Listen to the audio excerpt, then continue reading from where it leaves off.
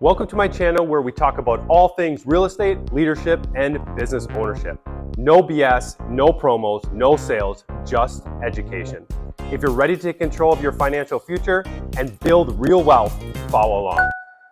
All right, today I want to go through what a ROCS meeting is and how it has completely changed our organization and helped us scale even faster, and why I think it can help yours too. So a ROCS meeting is a weekly, bi-weekly, or even monthly meeting that your company sets up in every division or work stream of your company. And it's led by the director or whoever the leader is that is in charge of that division. So if you're a smaller company, that just might be you. If you're a bigger company, you might have, like me, 4 or 5 different directors. And who's in the ROCS meetings? Well, it's the director themselves, and it's then whoever else is in the pyramid underneath them. Now, everybody doesn't need to be at the ROCS meeting, not every single team member. So at a lot of ROCS meetings, it could be a director and leaders, it could be a director, leaders, and specialists, it could be director and everybody, but that's really up for you to decide. ROCS meetings are typically ran by the person that's in charge, and this is a format that's pretty typical. It will start with the ROC itself.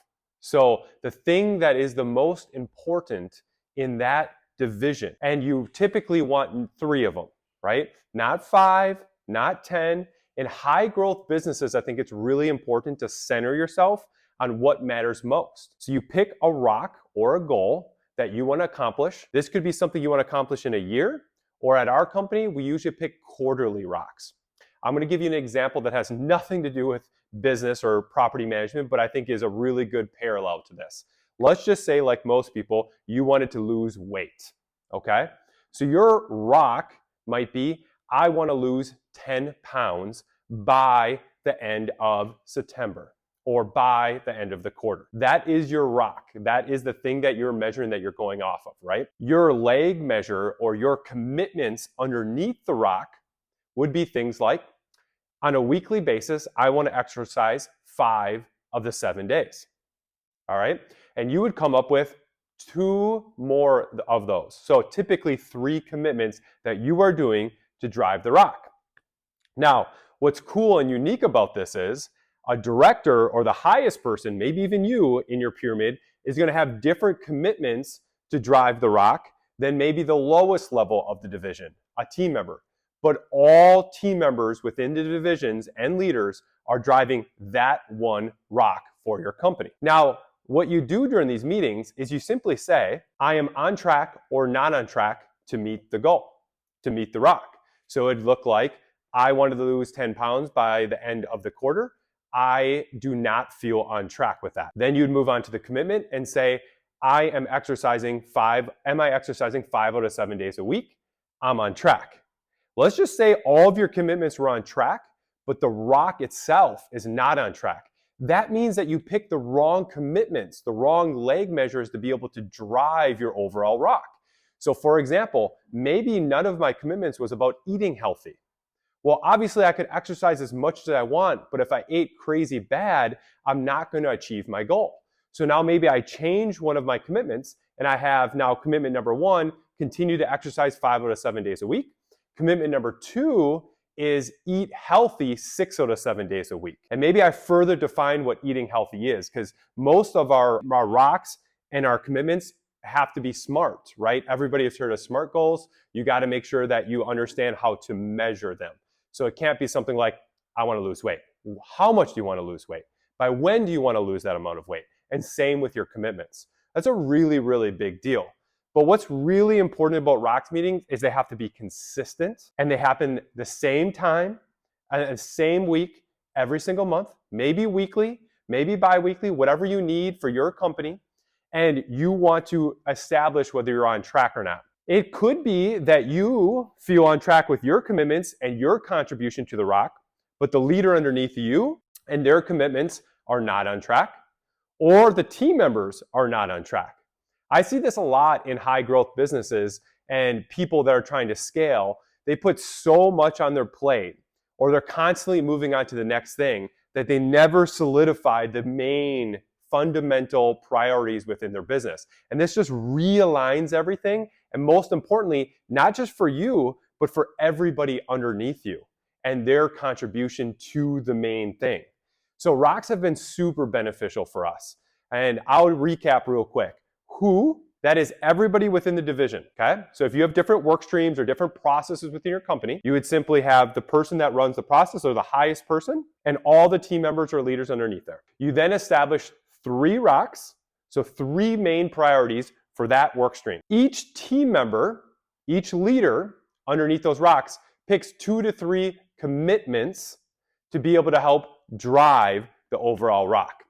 So in my example, I didn't go into what somebody underneath me would do. But if our overall goal was to lose 10 pounds as a team, right, then somebody else's commitment might be not just exercising 5 to 7 days a week, but maybe doing research on the right exercises to provide the team so that we're doing quality workouts, because that would help us be able to lose more weight. Maybe another person team member would be tasked with making sure that we're not just like eating healthy, but we're hitting our macros, and they would provide different meal plans. So everybody has different commitments that is driving that overall rock. And that has helped us for so many different reasons, okay? So in high growth businesses, what I have seen is if you are motivated to grow, you're gonna accomplish something and you're gonna move on to the next thing. Well, you never get really a chance to be able to recognize progress. So for us, this is a really good opportunity after a quarter. Let's say we lost 12 pounds in my example versus the goal of 10.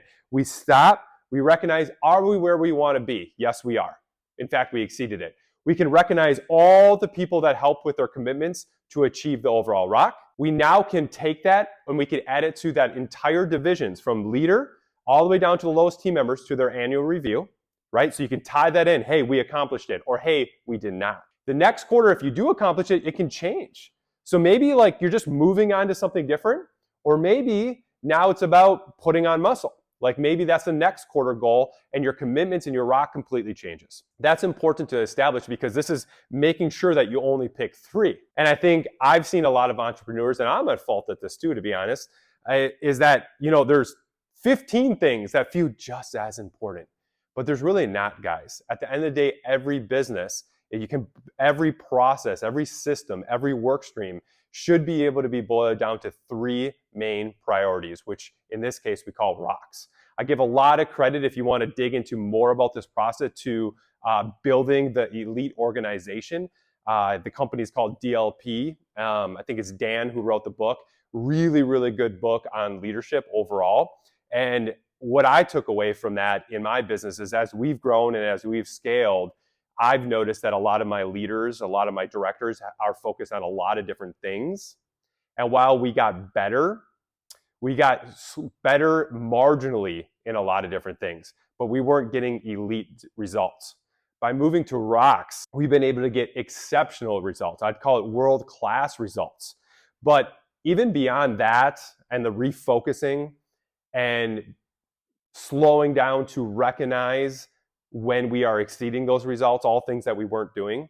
The other big part is I truly believe that every team member within an organization should be excited and committed to the biggest priority that your company is driving. And by having these rocks, every team member is now assigned measurable commitments of what they specifically can do day in and day out, week in and week out, to drive the commitment. And that was something that was lacking, and something that I feel like is lacking in a lot of organizations is you sometimes feel like the high performers, the leaders, just take on more and more and more and don't do a good enough job slowing down and teaching the team underneath them that it's actually their job to help drive the commitments.